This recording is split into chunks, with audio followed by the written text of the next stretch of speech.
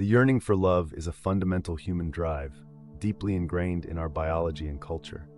Yet for many, the pursuit of this profound connection is fraught with an inexplicable paradox: the simultaneous desire for and flight from intimacy. This complex dance, where the heart pulls one way and the feet the other, is not merely a quirk of personality, but an intricate interplay of psychological, sociological, and even neurobiological factors.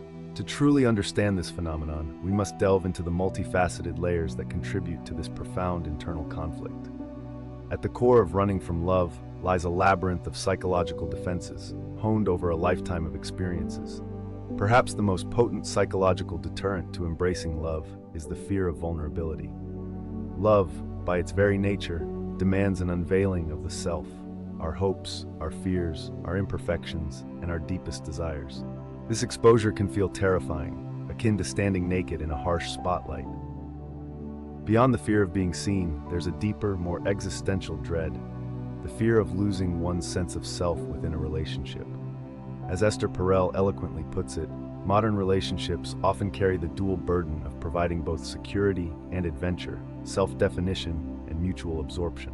For individuals with a weakly defined sense of self, or those who have historically derived their identity from their independence, the prospect of merging lives can feel like an annihilation of their individuality.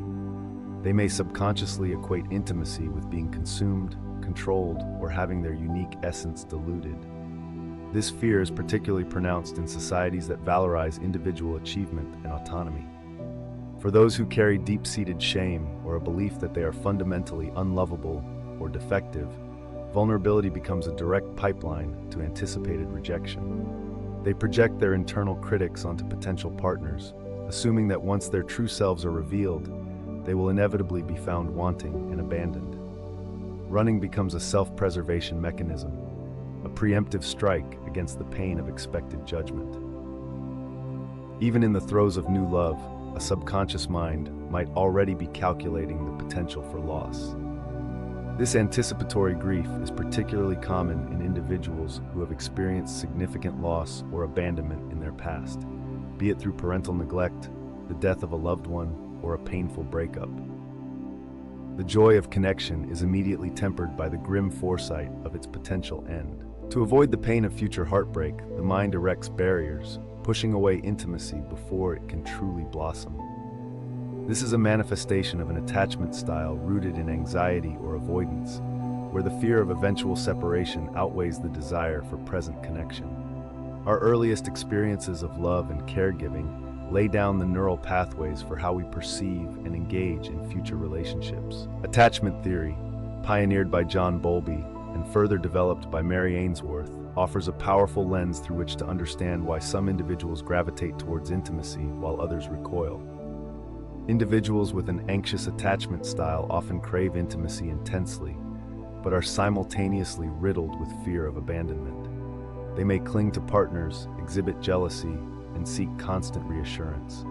However, when faced with genuine, stable love, they might inadvertently sabotage the relationship, perhaps by creating drama or pushing boundaries, because the consistency feels unfamiliar and triggers their underlying fear of being hurt or disappointed by the very closeness they desire. They might equate calm with disinterest, unconsciously provoking a crisis to test the partner's commitment. Avoidant attachment, this style is perhaps the most direct psychological precursor to running from love. Developed in response to caregivers who were consistently unresponsive or dismissive, avoidant individuals learn to suppress their need for intimacy and self-soothe. They value independence above all else and become uncomfortable with emotional closeness.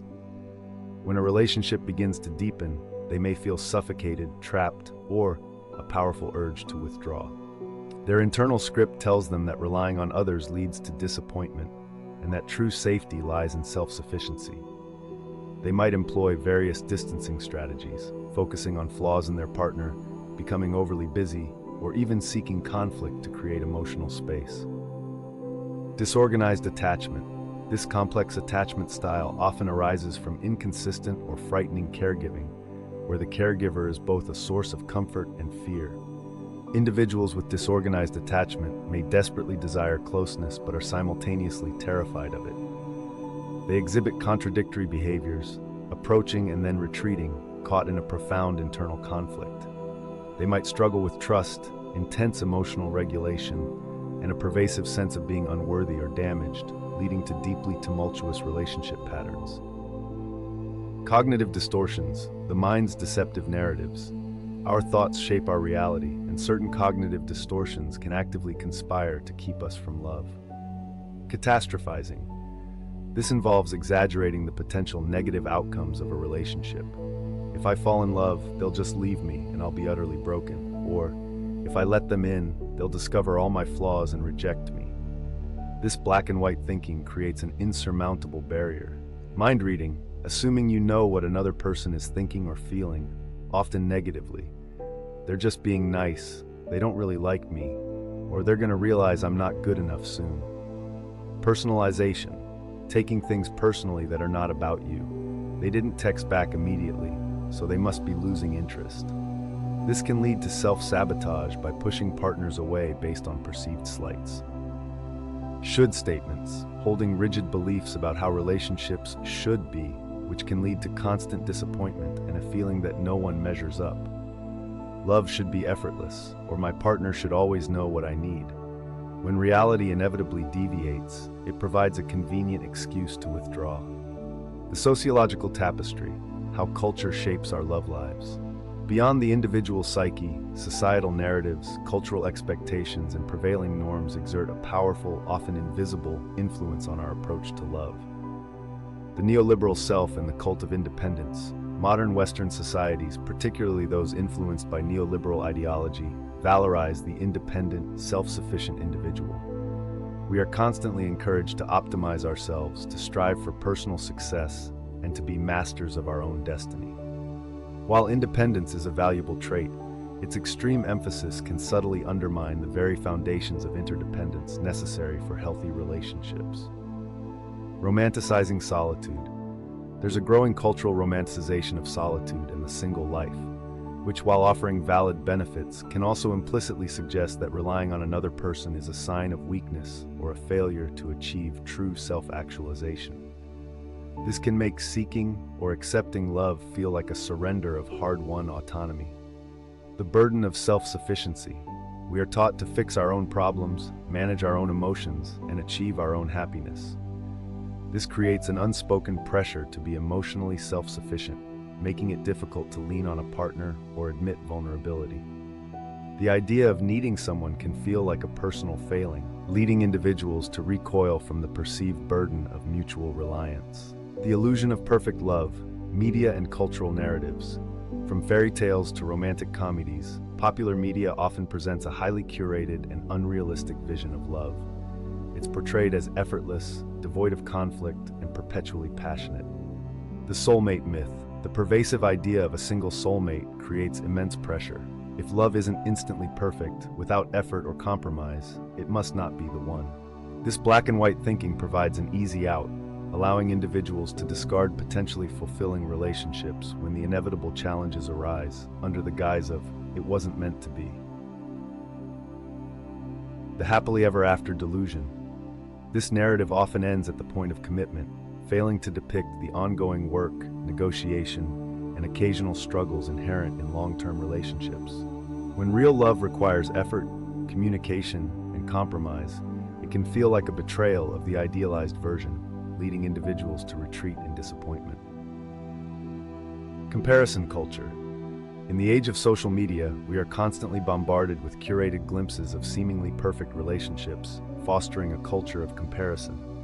This can exacerbate feelings of inadequacy and contribute to the belief that one's own imperfect relationship, or lack thereof, is somehow deficient, leading to a desire to escape or find something better. Societal pressures and the fear of judgment. While appearing contradictory, societal pressure to couple up can also contribute to running from love. The pressure to settle down or find someone can lead to performance anxiety. The feeling that a relationship is a public performance subject to the scrutiny and judgment of family, friends, and society. This can create immense anxiety, leading individuals to avoid serious commitment rather than risk public failure. or disapproval. Identity negotiation. For marginalized groups or those with non-normative identities, e.g. LGBTQ+ individuals in conservative environments, forming relationships can involve navigating additional layers of societal judgment, discrimination, or lack of understanding. This external pressure can create internal conflict and a desire to shield oneself from potential harm, even at the cost of intimacy. The neurobiological underpinnings, brain, hormones, and wiring. Beneath the psychological and sociological layers, our very biology plays a role in this dance of desire and aversion. The amygdala's alarm bell, the brain's fear center. The amygdala, a primal part of our brain, is responsible for processing fear and threat detection. When past experiences have wired love with pain or danger, e.g. in cases of trauma or consistent relational instability, the amygdala can trigger a fight, flight, or freeze response, even in the face of positive romantic interest. The physiological symptoms of anxiety, e.g. increased heart rate, shallow breathing, muscle tension, can be misattributed to the relationship itself, leading the individual to flee what feels like an uncomfortable or threatening situation. Oxytocin and vasopressin, the double-edged sword of bonding. These neurochemicals are crucial for pair bonding, trust, and empathy. While they foster connection for individuals with attachment wounds, the surge of these chemicals might inadvertently trigger defensive mechanisms. For someone with an avoidant attachment style, the feeling of being bonded might activate an internal alarm system, perceiving it as a threat to their autonomy or a sign of impending engulfment. The very chemicals designed to bring us closer can, in distorted patterns, become signals to retreat. The prefrontal cortex and emotional regulation. The prefrontal cortex is responsible for executive functions, including emotional regulation, impulse control, and long-term planning. When individuals are overwhelmed by fear or anxiety related to intimacy, this part of the brain may struggle to override the more primitive fear responses from the amygdala. This can lead to impulsive decisions to run, even when intellectually the person desires the relationship. Developing stronger emotional regulation skills, often through mindfulness or therapy, can help bridge this gap between desire and action. Breaking the cycle, a path towards embracing love. Understanding these complex layers is the first, crucial step toward breaking the cycle of running from love. Deep self-reflection and emotional archaeology. This involves a courageous excavation of past experiences. Journaling, meditation, and guided self-inquiry can help identify the origins of fear and avoidance. When did I first learn that intimacy was dangerous? What stories do I tell myself about love and relationships? Therapeutic intervention. This is often invaluable.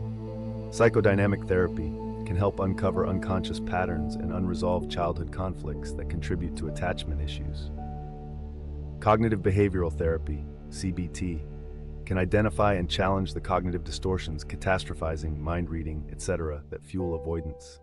Trauma-informed therapy, e.g. EMDR, can help process past traumas that have wired the brain to associate love with pain. Attachment-based therapy specifically focuses on understanding and reorganizing insecure attachment patterns. Mindfulness and somatic awareness, learning to stay present with uncomfortable emotions, e.g. anxiety when getting close to someone, without acting on the impulse to flee.